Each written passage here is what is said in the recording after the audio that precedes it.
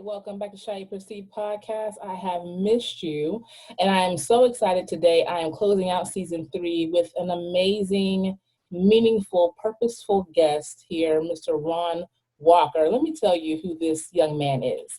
He is an author of over a dozen books. He is ordained and licensed minister. Mr. Walker holds degrees in biblical studies, theology, psychology, and a master's in leadership. He has been ministering for over 15 years. Message has been about faith, husband, father, entrepreneur. Right now, you have a book coming out pretty soon called Black in America. Welcome to the show, Mr. Walker. Round of applause for you for coming on. Thank you. Thank you for having me. No, I thank you for agreeing to be on. I really appreciate it. So I clearly didn't do you any justice. I totally messed up your introduction. So please tell my listeners and viewers who you are and what you're all about. I'm Ron Walker. I'm probably the worst at talking about myself. I hear it from everyone. I'm a writer. I'm a speaker. I'm an entrepreneur, husband, father, all that good stuff. More than anything, I'm just a servant of God. All I do is I try to do the work of the one that sent me from up above, I believe. And that has led me to doing more in the community. I actually recently just ran for a state representative. Unfortunately, didn't win this time, but 2 years from now, I'll be right back at it, and I'll get it that time. Mm-hmm. But that's it. I'm just out here trying to do my part. I tell my wife all the time, people have to be patient with me because I feel like I just woke up. So with all this stuff happening in the society, I feel like I just woke up. And I just started being a part of this conversation of what it really means to be Black in America. So let's go ahead and, dig right into that. I agree with you.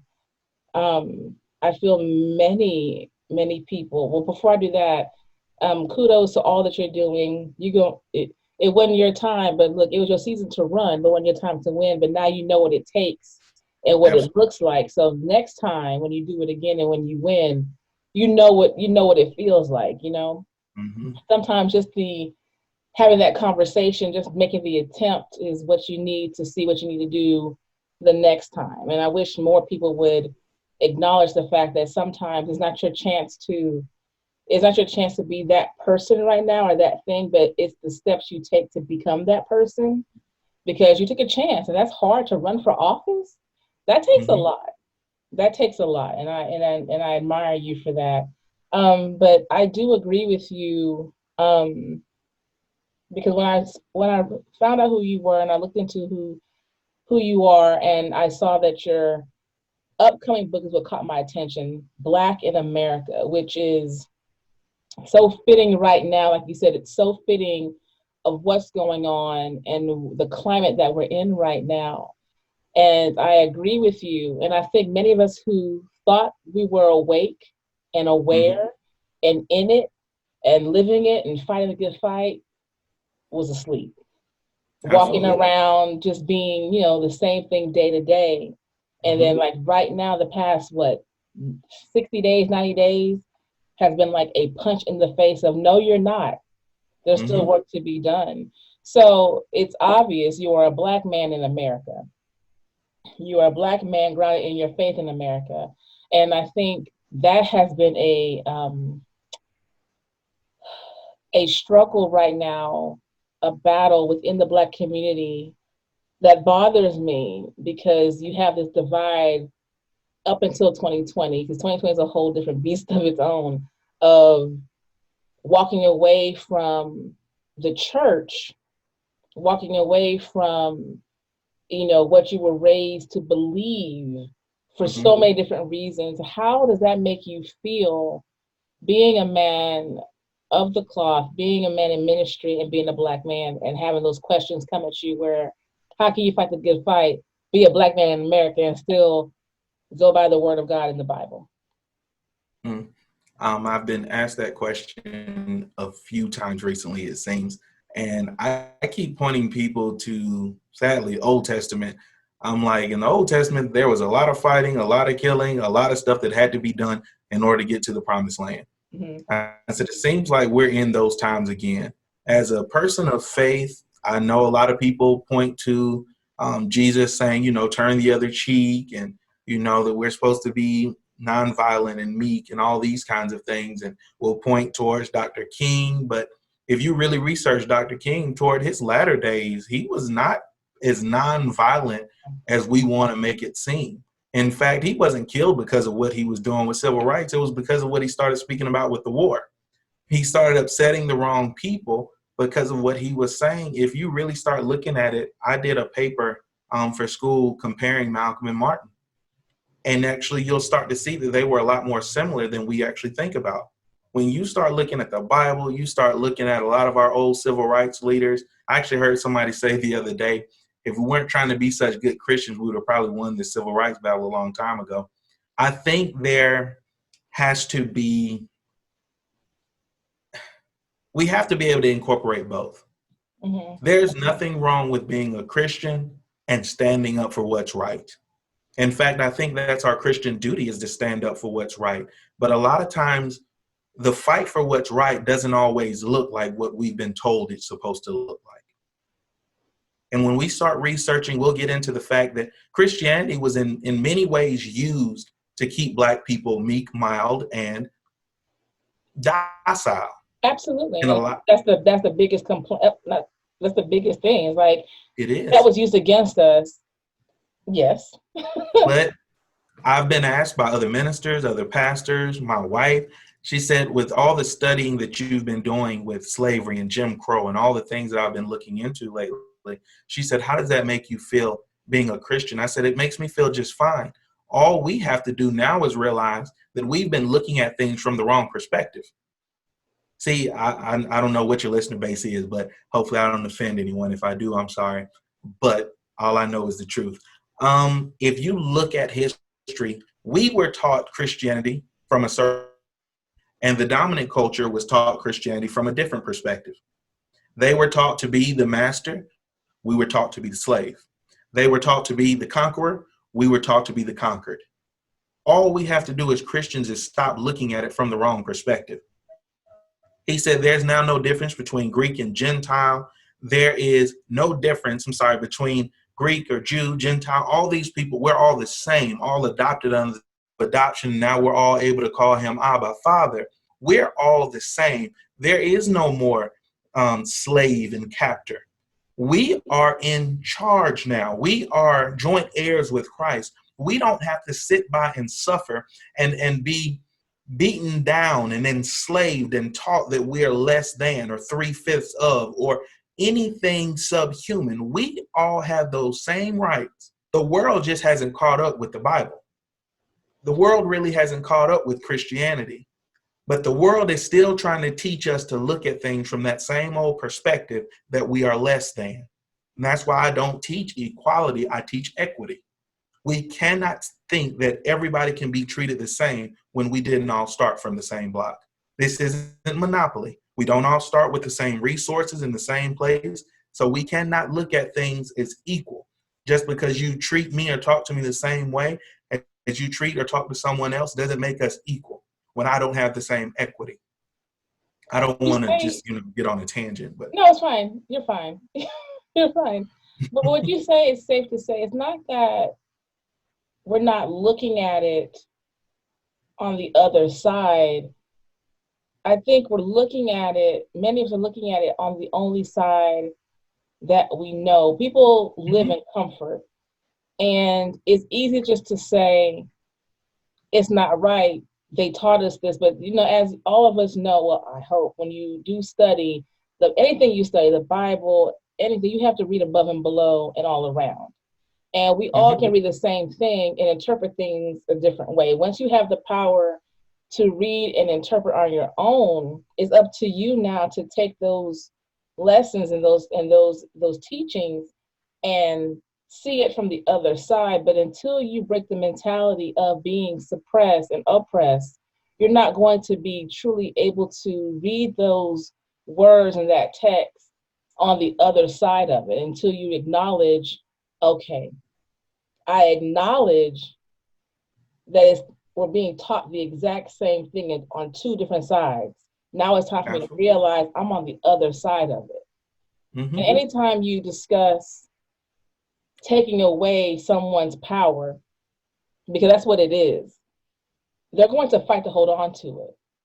And they're Mm-hmm. not going to have a good argument, of course, but if you continue to fight in the mindset of someone who is secondary or last or less than, you're not going to win. You Mm-hmm. know, and that's the thing. I think it's a battle of, it's not about walking away. For me, it's like that's not even should be the battle we're fighting with each other as Black people. Why are we fighting about that? Like that should be the furthest. We have so many other bigger things to battle. You shouldn't argue with me of what I do on Sunday or on Wednesday, whatever days or what book I'm reading, when the battle is we're being killed, we're being slaughtered, we're not getting a fair shake, a fair start at all. So why are we fighting amongst each other behind this when that's not even the biggest battle to be fighting right now? But that's what's been put inside of us since we got to this country. So that became the main thing, is divide and conquer. I talk about in the book, in Black in America, Ubuntu, which is a very old African philosophy of togetherness. So when you look at how we were, Black people in Africa, it was all about community. It was about togetherness. If you just look back, even in this country, you'll see when we were the strongest, it was when we were together. When Right. you knew the person that lived next to you, you could go ask for a cup of sugar. I used to go to my next door neighbor's house and get ketchup for my hot dogs all the time. Like, it was no problem going Right. down the street, ask for help. Nowadays, like you said, we're divided on everything, all types of little topics. And the reason is because dominant culture and everybody else knows if we keep them separated, they will not. Sorry again, I'm gonna get off on a tangent. That's why even with COVID and all this kind of stuff, I really feel like a lot of things are being pushed now to keep us separated, to keep us from talking. Social distancing is good in order to help, squash this thing. But I really feel like a lot of this stuff is being put in place because if we start talking too much, if we start gathering together, if we're in church, if we're in places and we keep talking about what's happening in society, we're going to realize that we can actually do something about it and fight on a different scale. Right now, we're doing as much as we can in the best way we can. But if we were ever really able to get together as one people, there would be no stopping us. I disagree That's with what. you. I disagree with you though. I disagree with you when I don't feel um I feel more connected now than ever because you have to force the Really? connection because it's forcing the conversation. What to me what has happened with social distancing and COVID, it has made you have to be more creative in how you communicate. We have become Mm-hmm. so crippled to technology to where all we do is text and social media. And now we're all exhausted with social media because the Mm-hmm. news is so sad. It's too much. So now we crave dialogue. We're craving the stimulation of communication and conversation because of the forced isolation. You know, even if you're introvert or extrovert, if you're made to sit still, as we all know, it's nerve wracking. I feel Mm-hmm. that now we have found better ways to communicate and get the true agenda across. I feel that those of us who felt they didn't have a voice, they're finding their voice right now because now you can't ignore what is really going on in the world. Beforehand, we all could just get up, turn the TV off, put our phone down, go for a drive, and detach. I Mm-hmm. knew so many people who didn't. I don't watch the news. What do you mean you don't watch the news? They wouldn't watch the news. They wouldn't follow anything going on. They couldn't even tell you when a storm was coming. They were not. They were on everything else that's not important. But now we're so connected. It can be too much. But I feel now it's like, okay, we need to have this conversation. And I've had more great conversation about what needs to be done and how do we move forward in the recent few months than I ever had before with people. I think because now there's no way to keep us separated. We're going to find a way to communicate. Beforehand, it was always we can Zoom, we can call, we can do all these things to communicate now. We don't have to get together. But when we do, it's gonna be powerful. But This is now having the conversation that we need to have. I think what's happening in the world is forcing us to not just react, let's think Mm-hmm. and talk about it first, in my opinion. Interesting. That's just my opinion. I think because I think sometimes we have to move in silence. They don't have to know what we're doing. But we need to have a And conversation though. We need to. and that's more what I was looking at right there, because everything we're doing now, I feel we're having to do it in a public space. So we're not able to get together and gather and meet and discuss things semi privately. It has to be social media, it has to be Zoom, it has to be on a public forum. But what I found is that doesn't work for everybody. I know a lot of people who have just kind of pulled away. They've become hermits almost. They're just in their home doing their thing. They're not going out, they're not socializing, they're not dealing with a lot of people. So for some, it may have created a platform for them to speak on a different level or continue a conversation or even start a conversation that they've never had before. But there are some people that have just kind of detached. For many, being a pastor, I know for a lot of people, church was really communed with people. When they got together on Sunday, that was the only time they were having contact. So, all the old preachers be like, touch your neighbor, shake a hand, hug someone. That was the only contact a lot of people were getting. So there are some people now that may not have close families or a lot of friends, and they're just detached. But I mean, there are other people, like I know, like I said, I just woke up to a lot of things because I've been here, I've been home. So I'm on the computer, I'm on my phone, I'm researching, I'm looking into certain things. But for some people, they're just finding new recipes.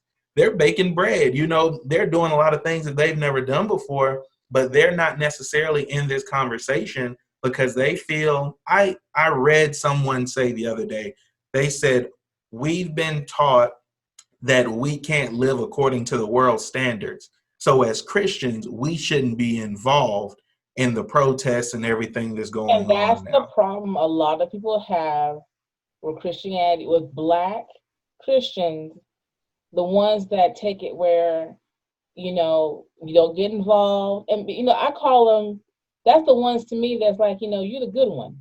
That's the one to me, white folks, that's the good one. I have a problem with that. And I'm very grounded in my faith. I am grounded, but no one will ever call me a good one because they're never going to. If you look at the way things have been in society for decades when it comes to the church, politics, local government, Black churches, they always find a few token churches or ministers or pastors who are going to not, y'all just, let's just band together and be quiet because that's what they want you to do. The Absolutely. problem is, and the problem that I have with Black community, a lot of us, we're not waking up to realize a lot of the behaviors that we have in us are not, like you said, like you alluded to earlier, they're not originally our own behaviors. They were put upon us. And we have now passed those behaviors on generation to generation. For the Mm-hmm. longest, we have been in survival mode. We're still in survival mode. We're still like, That, come home. mhm. We're not us built for what they were built for, fighting the good fight in the 50s and 60s. Some of us right now are not going to sit in somewhere and get food thrown on them and get water hose. We're not built for it, unfortunately, Mm-hmm. because we were taught do better than me, get out, don't come back. I'm going to work to the bone, blood, sweat, and tears, my child, do better than me, get out, don't come back, don't look back. Mm-hmm.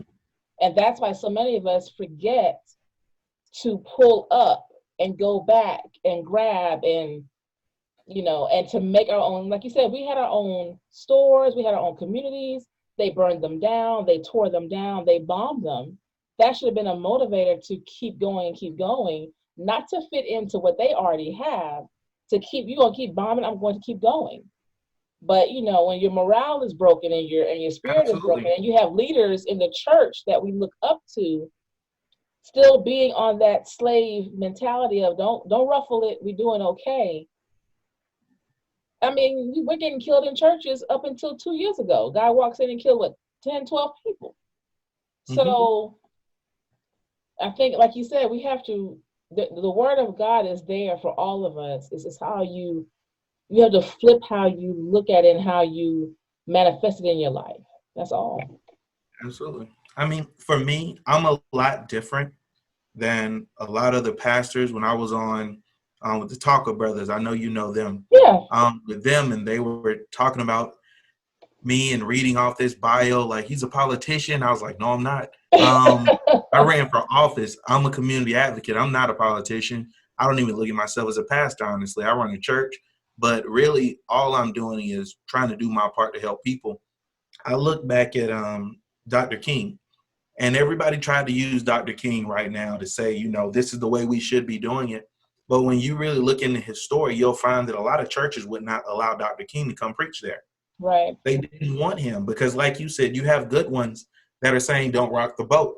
I remember reading his letter from Birmingham jail, and he was talking about how all the other pastors, the people he thought were going to be there to support him, were against him.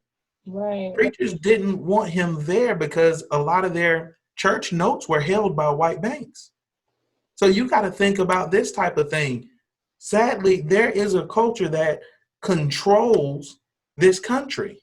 And when you start doing things that are counterproductive to their agenda, they will do everything they have to shut you down. Like you said, there was rioting and lynching, all these things. This is not a black thing. This isn't something we invented. This is something that was used against us to lower our morale. Every time black people grew to prominence or started doing well or started succeeding, like Black Wall Street and so many other places around the country, we found ourselves being bombed, being lynched, having race riots.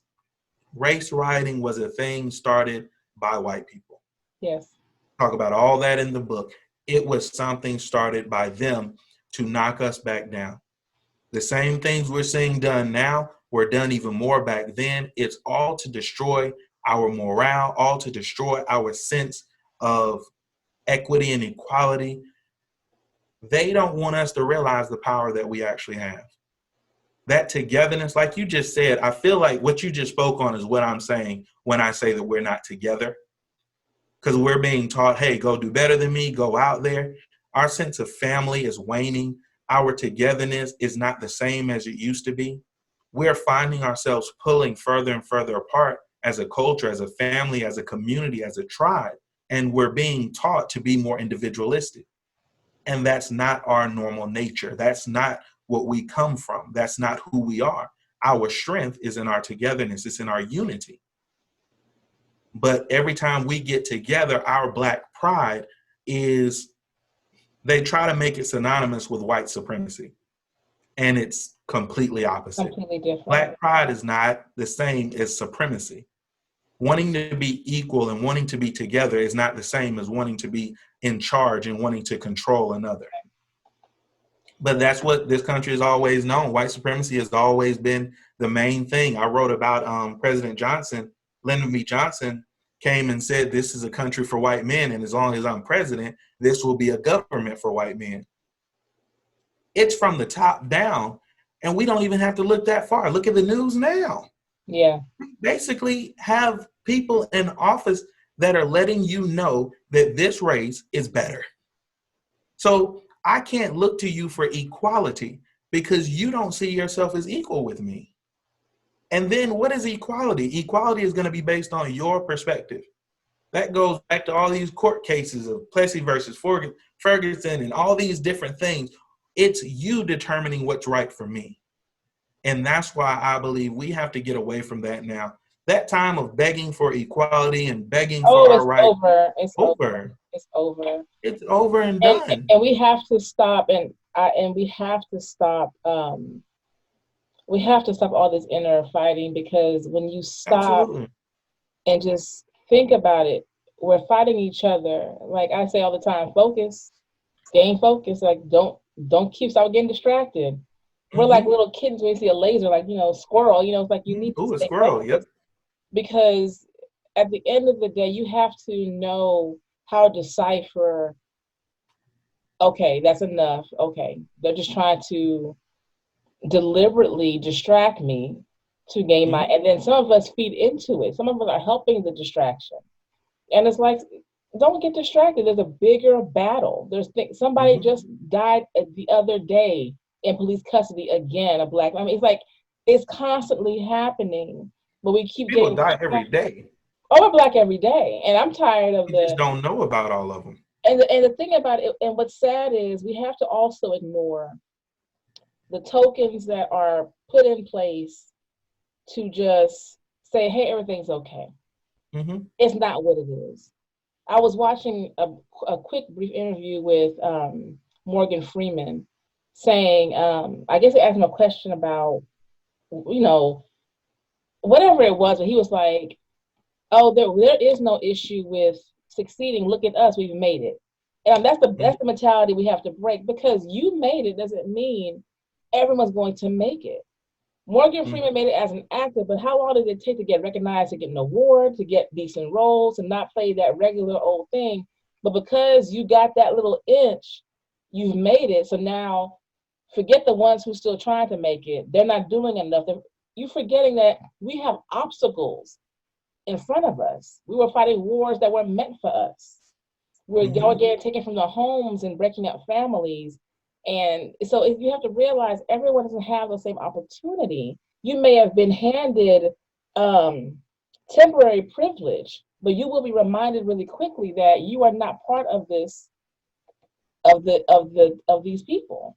But And I see, just go ahead. this is the same old tactics that have been used since day one. Like you said, there was always a token black. That comes from having one black person that makes it. Like I was watching Birth of a Nation with Nat Turner, and seeing how the people that were in control at that time were using him to preach to his own people. Yep. And he finally just got tired of it. If we look back, we'll always see how the dominant culture would take one good one or one person that was doing well and try to prop them up, make them this token of what was possible. Say, look how far he's come, look how good he's done. And we're having the same thing going on Yep. in current times. We have one or two people that make it out, and then dominant culture says, well, look at them. If he made it, you can make it too. I Mm-hmm. don't know all the circumstances that surrounded him making it. I don't know what all he had to sacrifice, what all he had to go through, the relationships he built. And I shouldn't have to look at all those things. When I look at 9 people that didn't make it out of 10, there should be, I mean, if 5 out of 10 made it, maybe we have something. Maybe it's the other five's fault, you know? But if only 1 out of every 10 is making it, there's a problem with the system. So Right. you can't put one person in front of me and say, look at him, he made it, you should be able to do it too. Because that's not the norm. That's an anomaly. And we cannot base numbers on anomalies. But that's what dominant cultures want you to do. They So let want me you to ask look at you, everybody else. Mr. Walker, you are a What was father. that? You're a father. How many kids Mm-hmm. do you have? How many children do you have? Two, Boy, boy and a girl, a boy and a 12 girl. and 14. So how has it been for you? Because you're black every day. You've been black all your life. You said you just, you admitted right now, like I feel like I'm just waking up, just Mm-hmm. coming out of a fog. How has it been for you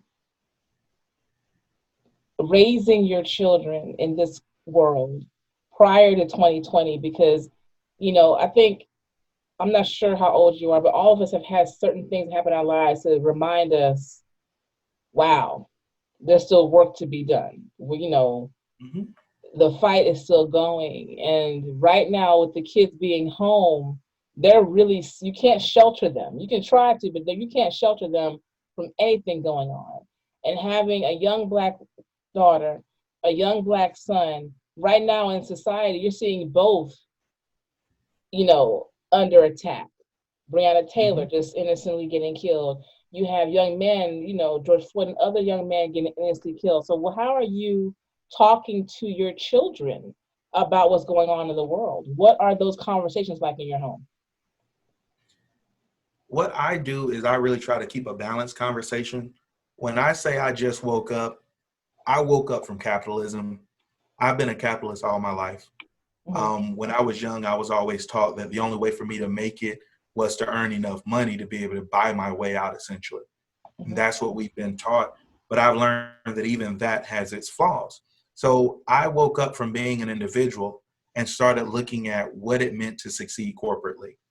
So what I'm doing is I'm teaching my children how to both succeed individually as well as corporately.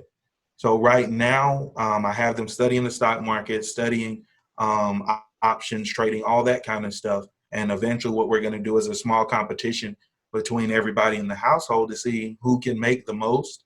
And whoever makes the most with our play money will win real money. Right. That's on one side.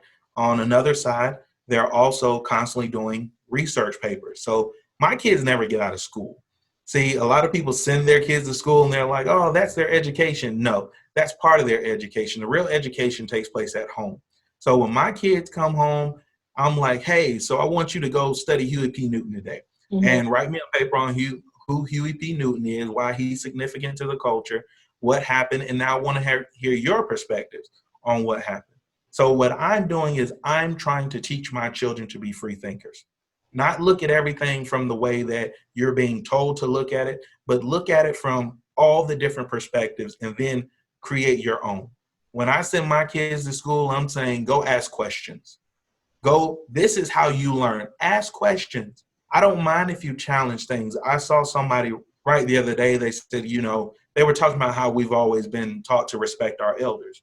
Me coming up as a country boy, I'm taught, yes, sir, no, sir, yes, ma'am, no, ma'am, respect your elders to a fault, actually. No matter how you're being treated, no matter what they're saying, you respect your elders.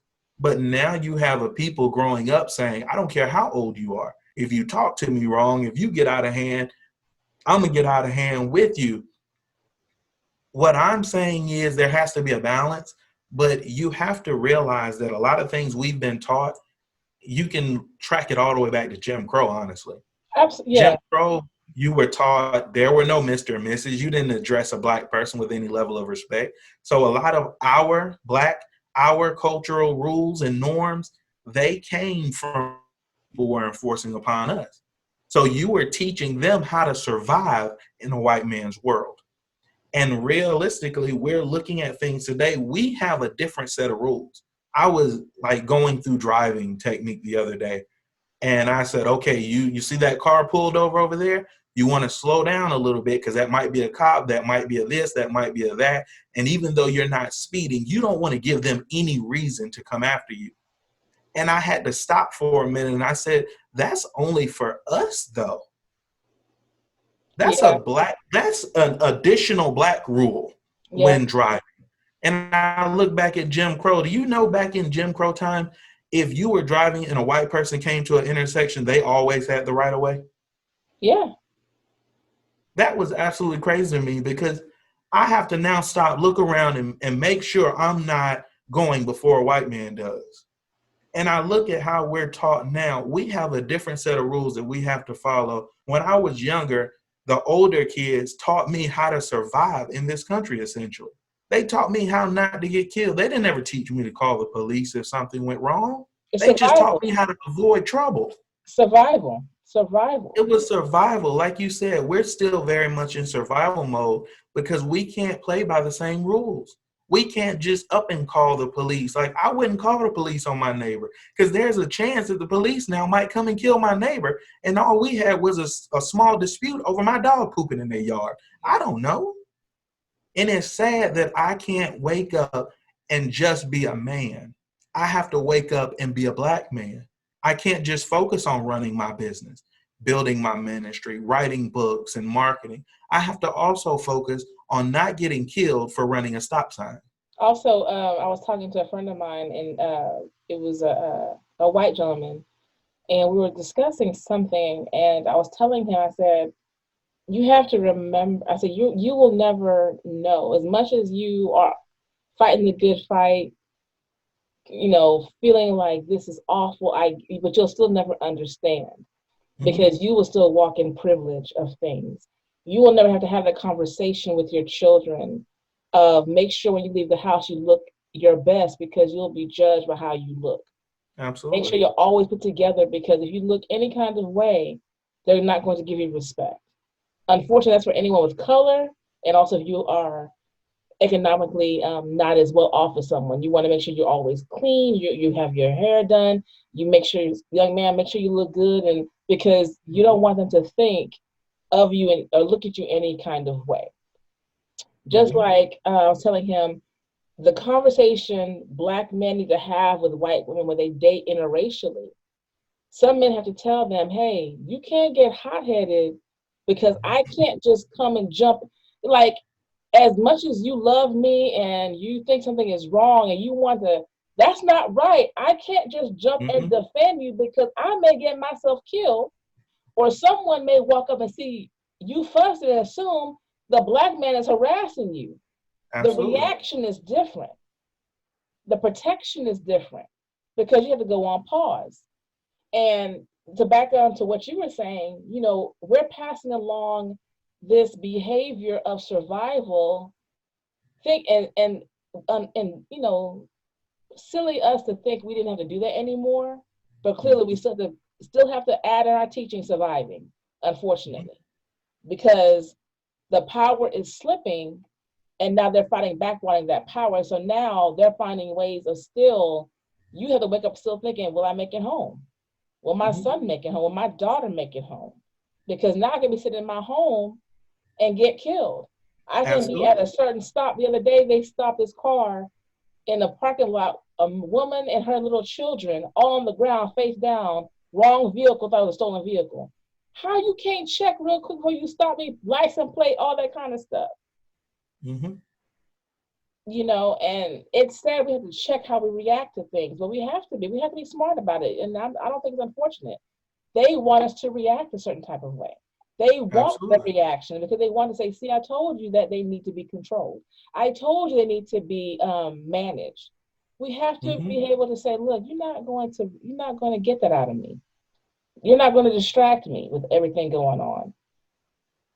Absolutely. So with your book, when is it Mm-hmm. coming out? It will be out extremely soon. Why I say soon is simply because I don't know the printing schedules anymore. Um, Okay. I used to be able to say it'll be out in 2 weeks because I know from the time I send everything off, I know how long it's going to take to come back. Nowadays, we just do not know. Yeah. That's why I still have everything up for pre-order, because if I say you're ordering something, I want to be able to ship it. So if I say, this is available, that means I have it in hand and I can have it to you. Like I said, I've been a capitalist all my life. I've run several companies and I've run them well, and I've run them truly based on customer service. It's not always about product, it's about experience. You can go to a restaurant and have the best food in your life, but if you have a bad experience, you're probably not going back. On the flip side, you can go and the food can be subpar, but if they make you feel great, you'll give them another chance. Yeah. So I always look at the customer service. So when I say the book is on the way, it's coming soon, I don't want to tell you any fibs and say it'll be here in 2 weeks and then it be three. So all I can say right now is soon, because with COVID, I don't know. So with That's the sad Black part. in America, this is your latest book coming out Mm-hmm. soon. Let us know what when did you start it? What was the okay, I need to write this. You've been Black in America all your life. So tell us, what was the point that made you say I need to write this book, and what's making your book stand out? Why is it so different than everything else out there right now discussing being Black in America? So with this one, it was actually a little different for me, because normally when I do a project, it is based on a lot of times what's going on with me immediately. Okay. So like when I went through a divorce, and I was depressed and I was down and I was just at this point where I wanted to give up. One day I woke up and realized that I wanted to live. I actually went to this point to where I almost committed suicide. I drove out to the woods preparing to end it all, and my mother sent me a text that just simply said, "I love you, son." And it gave me the strength to realize I could make it because somebody out there still loved me. And I woke up, and in a couple of days I wrote the book I almost gave up. And within a week, I had that done and out, and that was one of the more popular books that I've done. With Black in America, it was like this steady buildup. So it was just one thing after another. And then when I just completed my last semester of school to actually get my master's, but in order to do my master's project, they asked what topic are you going to study? And I say, you know what? I want to talk about what it means to be Black in America. So that's what sent me on this process of researching all this stuff, because it was just one thing after another after another. And I know history and I know American history, but I just always felt like something was missing. So the more I dug and the more I researched, I found that there were a lot of things left out. Like, and I know that I'm not the only one. I've been a straight A student. School has always come good, easy to me. When I was in college, I didn't hang out, I didn't party. I was at the library reading. But there's so much I don't know. And the more I learn, the more I realize I don't know. When I actually sat down and read this 13th Amendment and realized that slavery was still legal, my mind was blown. I'm like, what do you mean? 13th Amendment didn't eradicate slavery. It eradicated some forms of it, but still left an opening for slavery to exist even now. So I talk about modern day slavery in the book. I talk about a lot of things in the book that I realize that there's people my age that don't know. My father, I shared some things with him, like redlining. What is redlining? Mm-hmm. Redlining is a housing practice. If you watch the movie, oh my goodness, what is the movie with Samuel L. Jackson? This year. No, I'm talking about the Bankers. Yes. The Banker. Yes. So when their court case is what led to the Fair Housing Act.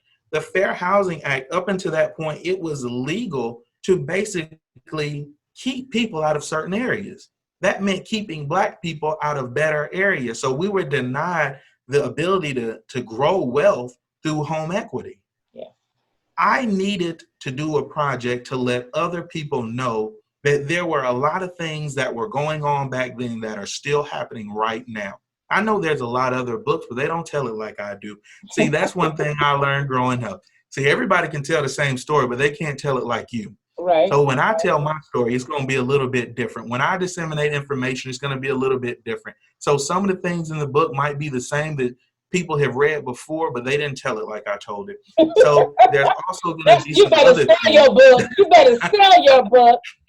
That's right. No one gonna tell like you gonna tell it. You better sell that. No one can tell my story like me. But there's also some other things that I'm sure people didn't know. I know we've always looked at Lincoln as a friend of ours. Lincoln wasn't a friend of Black people. Lincoln wanted to send Black people away to their own colony. He wanted to set up a whole other country to send Black people away to once slavery ended.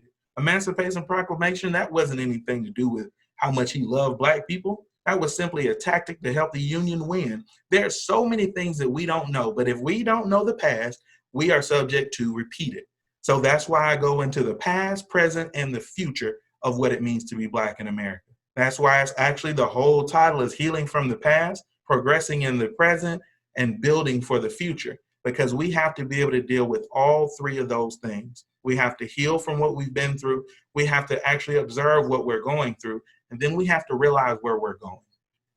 And that kind of sums up who I am as a person. When I dig into the Bible, when I dig into a book, whether I'm consulting a business, whether I'm preaching at church, I'm going to deal with the past, the present, and the future. Because you have to deal with all three of those things to truly succeed in anything. Well, I'm excited to get your book. I've already pre-ordered my copy. And I thank you for that. You are welcome. And I'm excited about it because it's true. It is true. As many of us know, when it comes to anyone who's Black, brown, or red, the history that is told in these American history books, the snippet, the lies, the glossing over, the beautifying of it, indentured servants. We were not indentured servants. If you know what that is, clearly that was not us. That was other people who were indentured servants. But the history is ugly, and when you're not able to tell your own history and write your own history, it will not be spoken and relayed the way it should. And as ugly as it is, we have to acknowledge our history is ugly. It's bloody Absolutely. and it's beautiful, and but it's ugly, and there's things that's going on in our culture and society that we accept as our culture and who we are, that is not originally belonging to us. It was implanted in us and birthed in us and cultivated in us to continue. And like you said, if you don't know your past, the present, you're not going to know your future. And we have to, not rewrite, because we can't rewrite it, but we have to write the things and be honest with what went on, so we can hopefully make a better life for our children and our children's children. Absolutely. Mm-hmm. They're going to be Black every day, all day. So we need to make sure that happens. I want to say, Mr. Walker, I really appreciate you and what you're doing and the voice you're putting out there. And it's needed. Even before all that's going on, it's needed. And I appreciate everyone who's waking up. I'm not mad about it. I think the problem, why are you laughing? I think the biggest thing also is we cannot be mad at each other for how we fight. Everyone's not meant Mm-hmm. to do what you do. This is you.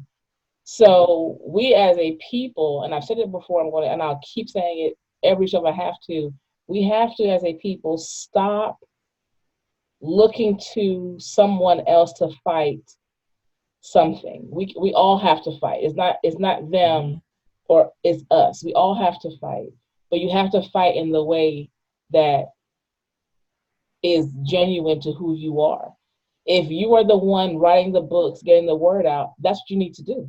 So we need that. If you're the one having them on a show so they can talk about the book and say it's the best book in the world, that's what you do. If you're the one saying, let me make sure that the prints are right, that's what you do. If you have to, just find what works for you, but let's not put down those who do not fight the same way. But we have to make sure we're all on the same page, because we have a common goal. We have a common agenda, and we have to realize that you can't look to celebrity. You can't look to what they're doing with their pocketbook. What are you doing? And you don't have Mm-hmm. to be so loud about it. The whole world doesn't have to know what you're doing. Just do it. Because when the world know what you're doing, they're gonna find a way to shut it down and stop you from Absolutely. doing it, especially us. So besides Black in America, what else do you have brewing in your head? What's happening next for you?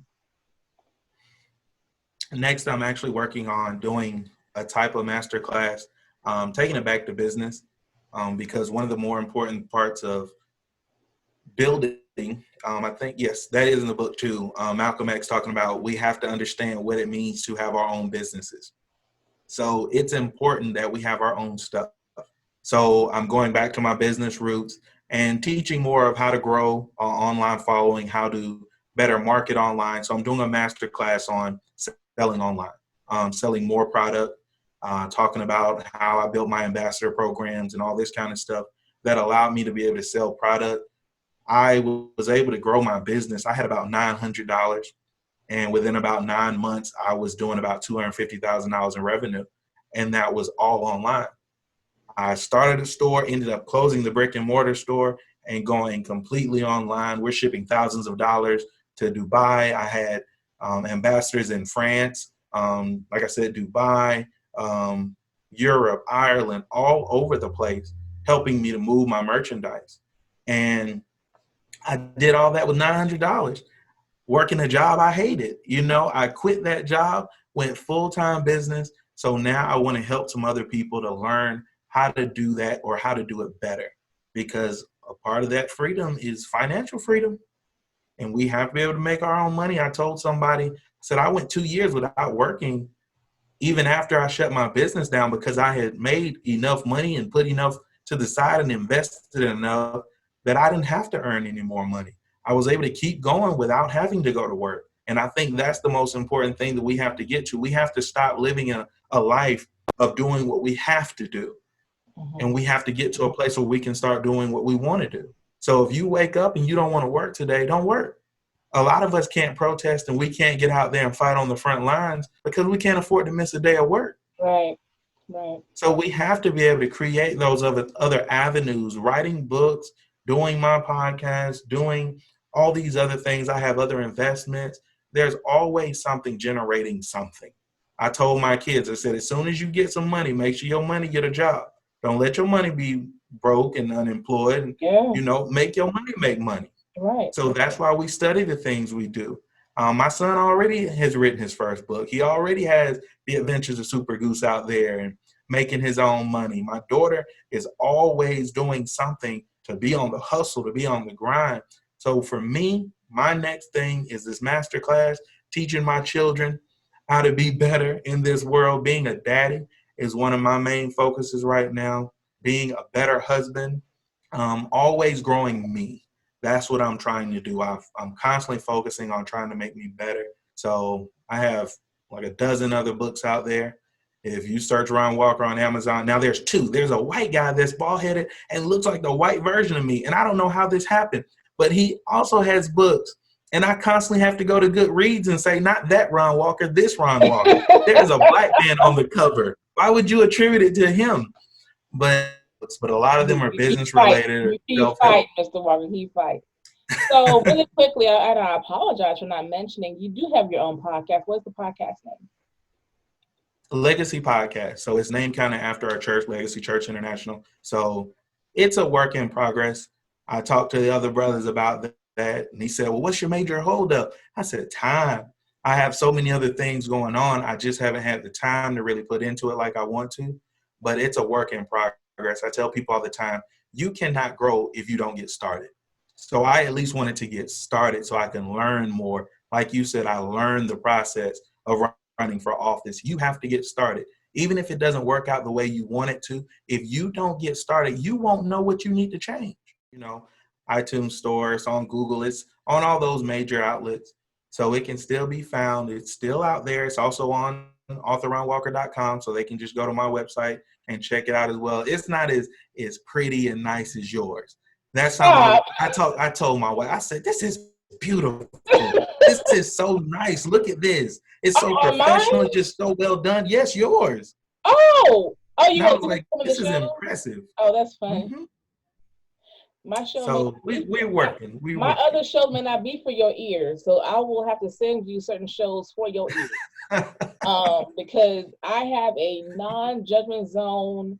You are safe with me. I let people say what they have to say. No disrespect, but say what they have to say freely. So I may have to pick and choose. Hey, like don't watch, don't look. If you knew my friends, you wouldn't say that. I'm just saying. I'm trying to keep you. Yeah, I don't hang out with people that I think I'm supposed to hang out with. I'll say it like that. I hang out with people.